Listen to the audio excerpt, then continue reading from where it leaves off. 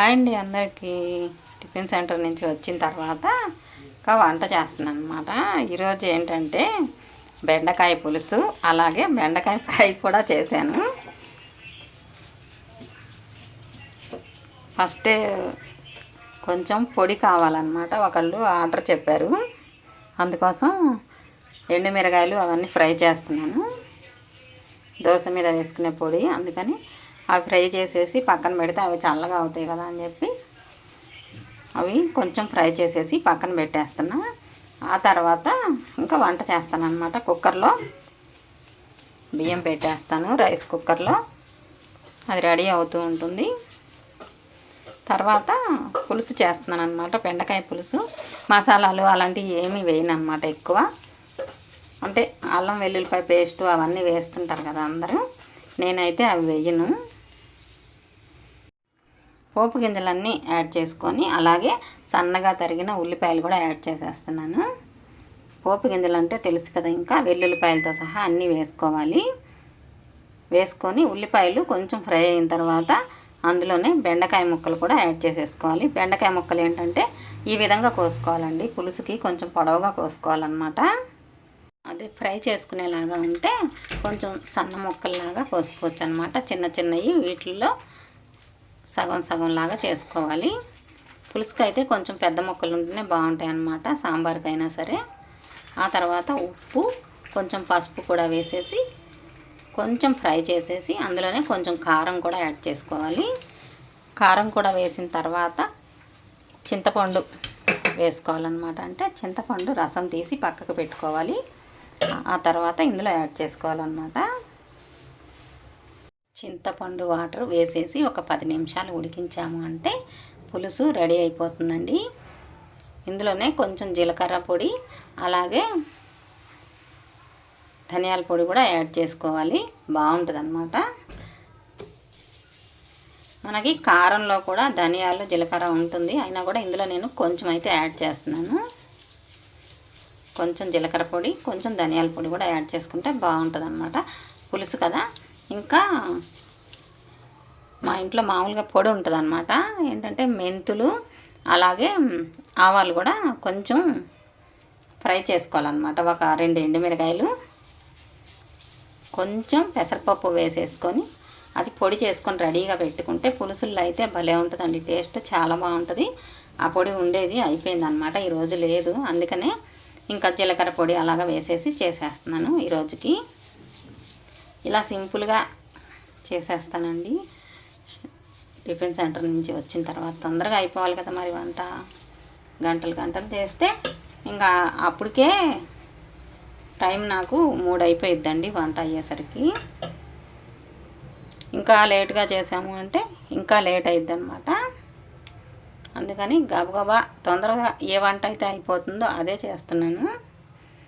బెండకాయలు కూడా ఏంటంటే మొత్తం పులుసు చేసేస్తే ఎందుకులే అని కొంచెం ఫ్రైను కొంచెం పులుసు చేస్తున్నాను అనమాట. ఫస్ట్ అయితే పులుసు రెడీ అయిపోతుంది. ఒక 10 నిమిషాలు మరిగించేసామంటే ఇంకా రెడీ అయిపోయినట్టే. ఇది కూడా రైస్ కుక్కర్లో పెట్టేసాం కాబట్టి రైస్ కూడా రెడీ అయిపోయింది. ఇది అయ్యేసరికి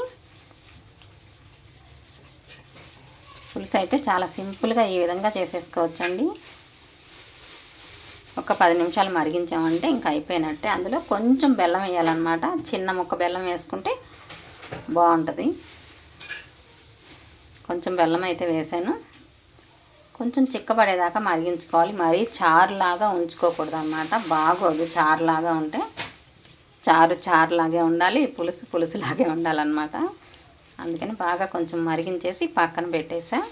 అది అయిపోయింది. ఇదిగో ఫ్రై చేస్తున్నాను అన్నమాట. పోపు గింజలు యాడ్ చేసేసి అలాగే బెండకాయ ముక్కలు వేసుకొని 2-3 సార్లు ఇది మూత పెట్టకుండానే ఫ్రై చేసుకోవాలండి. మూత పెట్టామంటే మళ్ళీ జిగురు వచ్చేస్తుంది. కొంచెం వేగిన తర్వాత మూత పెట్టచ్చు, అప్పుడైతే జిగురు రాదనమాట. కొంచెం పసుపు ఉప్పు వేసాను. ఇంకా దింపేటప్పుడు మాత్రమే కారం వేస్తాను అనమాట. ఇందులో ఇంకా ఉల్లిపాయలు యాడ్ చేసుకోవాలి. ముందే ఉల్లిపాయలు వేసాము అంటే అవి సన్నగా తరిగాం కాబట్టి అవి మాడిపోతాయి. ఈ కొంచెం ఫ్రై అయిన తర్వాత ఉల్లిపాయలు కూడా యాడ్ చేసుకుంటే చాలా బాగుంటుంది అన్నమాట ఫ్రై ఈ విధంగా చేసుకుంటే. ఇంకా రకరకాలుగా చేయొచ్చులేండి. నేనైతే ఈరోజు ఈ విధంగా చేస్తున్నాను. ఇంకా వేరే విధంగా కూడా చేస్తాను అన్నమాట, వీడియో పెడతాను. ఇంకా వేరే మసాలాలు వేసి కూడా చేసుకోవచ్చు. అలాగే కొబ్బరి వేసి చేసుకోవచ్చు. అందులోనే మళ్ళీ వెల్లుల్లిపాయ కారం ఉంటుంది కదా, ఆ కారం కూడా తయారు చేసి వేసుకోవచ్చు అన్నమాట. బాగుంటుంది. అలా కూడా చేయొచ్చు, 2-3 రకాలుగా చేసుకోవచ్చు. ఇదైతే మామూలుగా ఈరోజు సింపుల్గా చేసేస్తున్నాను. ఇవి 2-3 సార్లు మూత పెట్టకుండానే ఇలాగ కలుపుకుంటూ ఉండాలండి. మధ్య మధ్యలో చూసుకుంటూ కలుపుకుంటూ ఉండాలి.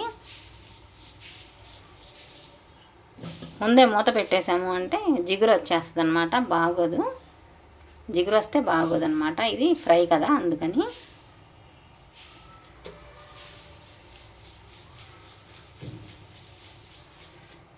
ఇలా 2-3 సార్లు చూసుకుంటూ కలుపుకుంటూ దింపే ముందు కాస్త కారం వేసేసుకొని దింపేయాలి.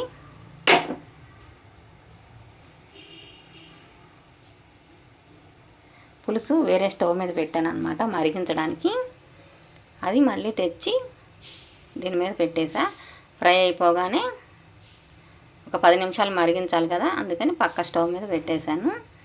ఇప్పుడు తెచ్చి ఈ స్టవ్ మీద పెట్టేశాను అనమాట. ఇలా అయిపోవాలండి, దగ్గరికి అయిపోతే బాగుంటుంది పులుసు. అయితే చారులాగా చేసుకుంటే బాగోదు. పులుపు కూడా ఎక్కువ యాడ్ చేయకూడదండి, కొంచెమే వేయాలన్నమాట. ఒక నిమ్మకాయ అంత చింతపండుతో తీస్తే సరిపోతుంది. మరి ఎక్కువ చింతపండు ఇంత పులుసు తీసివేసామనుకోండి, అబ్బో చాలా పుల్లగా ఉంటుంది అనమాట. అస్సలు పులుసు అంటేనే తినబుద్ధి కాదనమాట, ఆ విధంగా తయారవుతుంది. అందుకని లైట్గానే చింతపండు వేసుకోవాలి. ఉంటానండి.